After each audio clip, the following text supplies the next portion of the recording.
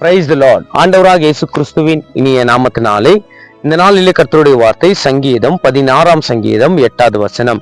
கர்த்தரை எப்பொழுதும் எனக்கு முன்பாக வைத்திருக்கிறேன், அவர் என் வலது பரிசத்தில் இருக்கிறபடியால் நான் அசைக்கப்படுவதில்லை. தேவ பிள்ளையே, நான் அசைக்கப்படுவதில்லை. நம்மளோட வாழ்க்கையில எதுக்காக தோல்வி, நிந்தை, அவமானங்கள், பிரச்சனைகள், தோல்விகள் எதுக்காக என்றால் நம்ம தேவனை முன்பாக வைக்கப்படவில்லை. கர்த்தர் பாருங்க, இன்னைக்கு உங்க வாழ்க்கையில தேவனை முதல் இடத்துல வைத்து பாருங்க.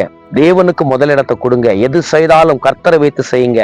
உங்க வாழ்க்கையில தோல்வி உங்க வாழ்க்கையில வரவே வராது. தேவ பிள்ளையே, எதுக்காக நம்ம வாழ்க்கையில தோல்விகளை சந்தித்து கொண்டிருக்கிறோம்? எதுக்காக குடும்பத்துல சமாதானம் இல்லை?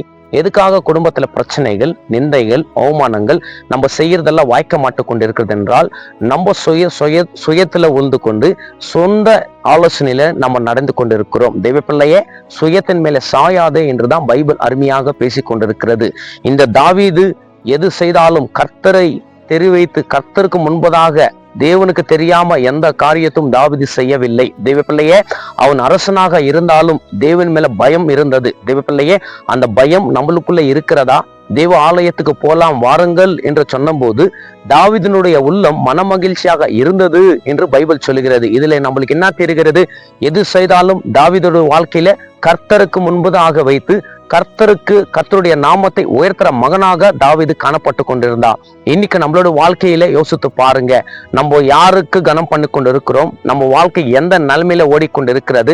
எதுக்காக நம்மளோட வாழ்க்கையில சரியான நன்மைகள் வரவில்லை என்று. இன்னைக்கு உங்க வாழ்க்கையில அற்புதங்கள், அதிசயங்கள், விடுதலைகள் நடக்க வேண்டும் என்றால் கர்த்தருக்கு முதலிடம் கொடுங்க. கர்த்தர் உங்க வாழ்க்கையில பெரிய அதிசயங்களை செய்து உங்களை ஆசீர்வதிப்பார். ஒரு நிமிஷம் கண்களை மூடி நம்ம ஜெபிக்கலாம். மகா பரிசுத்தமும் கிருபையும் நிறைந்த நல்ல பிதாவே, இந்த ஆசீர்வதிக்கப்பட்ட அருமையான காலை நேரத்துல எங்களோடு பேசினதுக்காக நன்றி.